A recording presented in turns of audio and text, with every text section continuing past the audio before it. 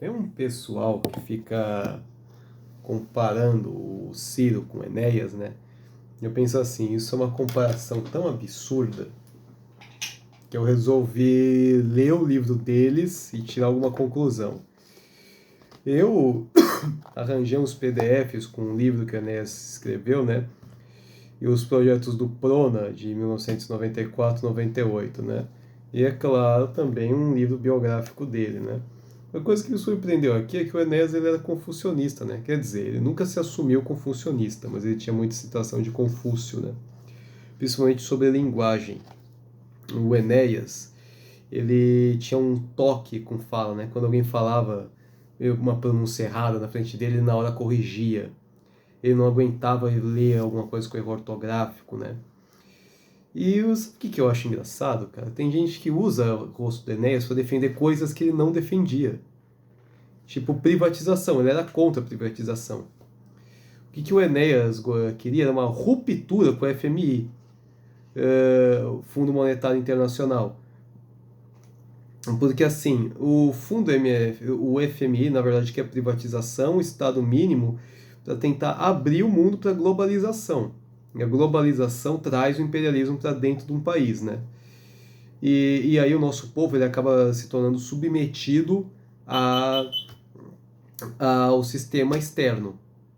E, portanto, nossa moeda pode ser manipulada a qualquer momento por esses bancos, né? Pelos banqueiros. E assim, cara, quando eu li aqui o livro do Ciro, eu acabei percebendo por que é que o pessoal compara o Enéas com o Ciro. Porque um quer uma ruptura com o globalismo, o outro com o neoliberalismo. O Ciro, ele na verdade está criticando uma ideologia, né? O Enéas está criticando um sistema global, é diferente isso. O Ciro, na verdade, ele se baseia muito no Brizola, né? Que era um nacionalista de esquerda, bem famoso no século XX aqui no Brasil, né? Ele faleceu, acho que, se não me falha a memória, o Fernando Henrique ainda era presidente, ou era o Lula? Eu estou em dúvida. Eu sei que o Brizola era bem famoso até século passado, né?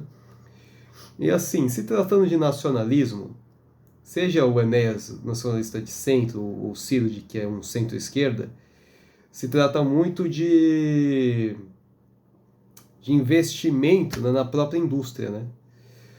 O Enéas Carneiro, cara, eu vi uma curiosidade bem curiosa mesmo, né? O Enéas, ele chegou a usar anfetamina para ficar mais tempo acordado estudando. Fez duas faculdades de uma vez. O Enéas, ele era muito inteligente, cara. E ele criticava muito esse negócio de linguajar incorreto, justamente porque, assim, uma criança, por exemplo, ela não sabe o significado de palavras. Ela está mais interpretando o tom que você fala do que a palavra em si. Ela não entende nada, né? Eu estava vendo uma doutora explicando sobre psicologia infantil, né? E ela estava recomendando você ensinar para a criança o que é que ela está sentindo. Tipo, a criança está lá batendo o punho dela em alguma coisa e você tem que falar para ela, isso é raiva. Você tem que aprender a se controlar. Por quê? Porque a criança não sabe o que é raiva, né? E assim, o Enéas, no tempo que ele estava vivo, ele tinha um linguajar assim muito extenso.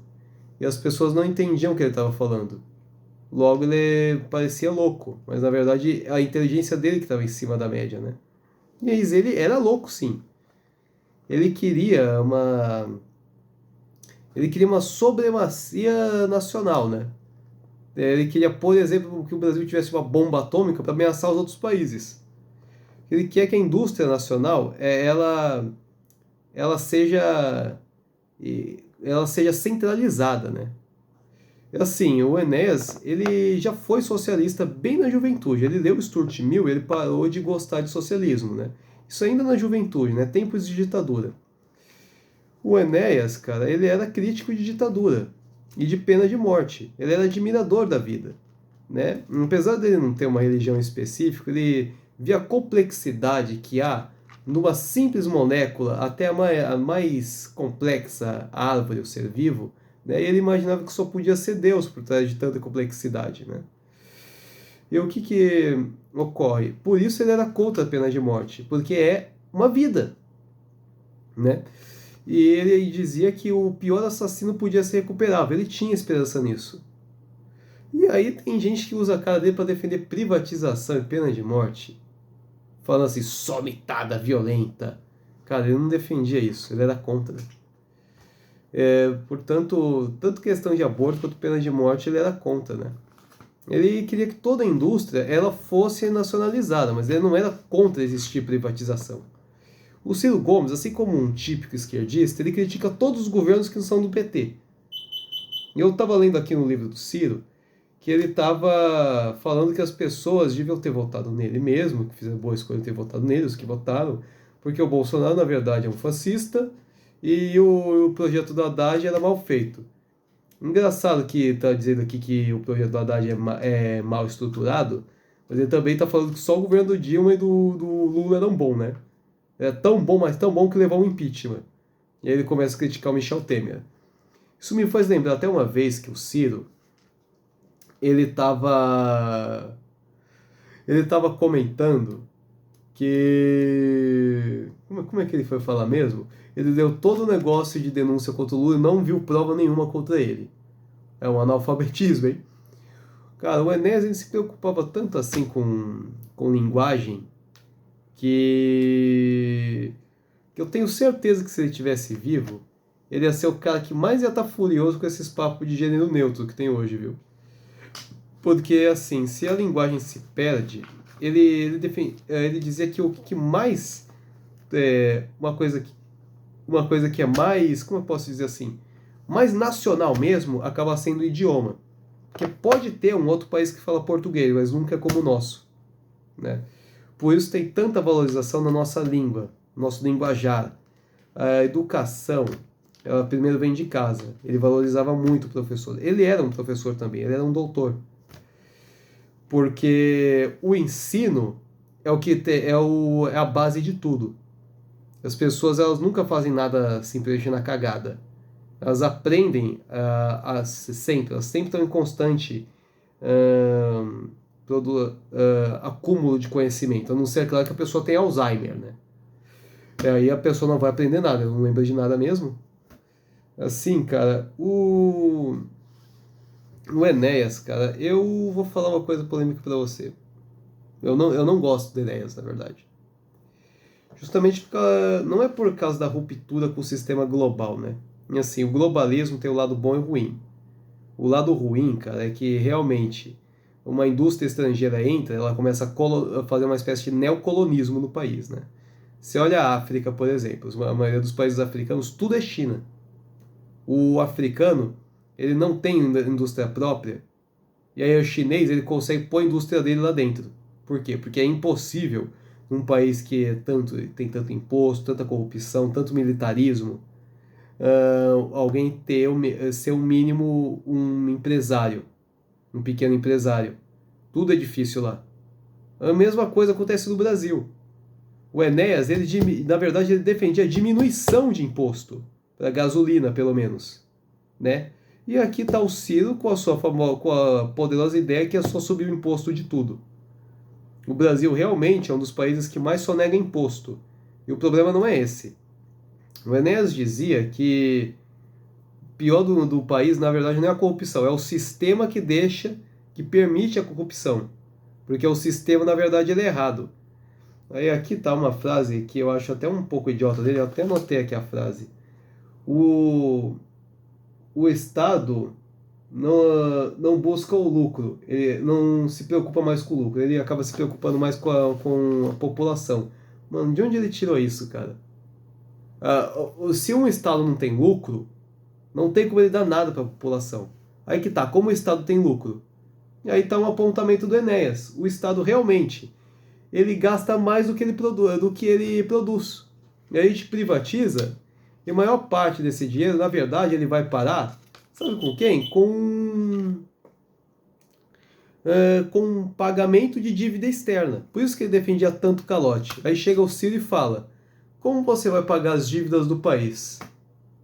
Pagando. Pagando, coisa óbvia. Ciro queria produzir mais dinheiro, cara. Esse é o primeiro erro da inflação, cara. Primeiro cara que cometeu esse erro, cara, foi o Dom Pedro I aqui no nosso país. Já deu errado já no governo Dom Pedro I. Imagina em pleno 2018. Produzir dinheiro nunca é a solução. O nosso dinheiro tem que ser valorizado. E como você vai valorizar o dinheiro? Tendo raridade dele.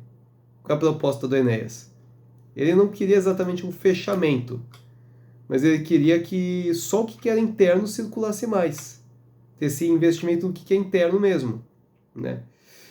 E, cara, assim, eu acho que realmente imposto não, privatização resolve esse tipo de coisa. Sabe por quê, cara? Porque é menos coisa na mão do Estado. O Estado, cara, antigamente, quando eu era criança, né, dava até mochila no kit escolar. Depois, quando eu era adolescente, kit escolar era 3 cadernos grandes, material básico, lápis, caneta só. Fora os livros, que já serve para 3 anos o livro já. Cara, me faz lembrar até uma idiotice, até uma ruptura que o Guto Zacarias teve com o Tarcísio. O Guto queria que tivesse aula de robótica em escola. E o Tarcísio deve ter sacudido ele e falado assim: Guto, como vou pôr aula de robótica em escola? Em cada escola ia ser 20 mil reais isso. Não existe esse dinheiro, né? Por quê? Porque o Estado está mais preocupado em, na verdade, pagar o carro do seu político, subir o próprio salário do político, e não do professor, de qualquer funcionário público, né? E ainda assim, tem o juiz que recebe uma quantidade absurda de dinheiro no seu salário, o famoso elitismo público.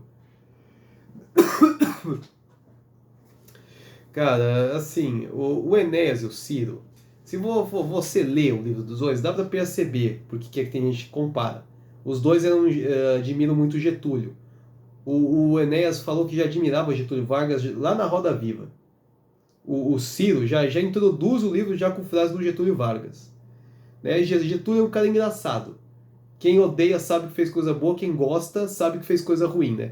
Getúlio prendia comunista e anos depois tem comunista que... Não era anos depois, cara. Os comunistas saíram da cadeia aplaudindo o Getúlio, já naquela época mesmo. O Lula gosta do Getúlio. E o Lula é o quê? Um comunista. Ah, pelo amor de Deus, cara. Assim, comparar o Enéas com o Ciro, dá pra entender qual é a crítica, né? Que eles estão criticando os banqueiros. Mas falar que o Ciro é uma espécie de sucessor do Enéas, cara, isso é muito exagero, cara. É o que eu tenho a dizer.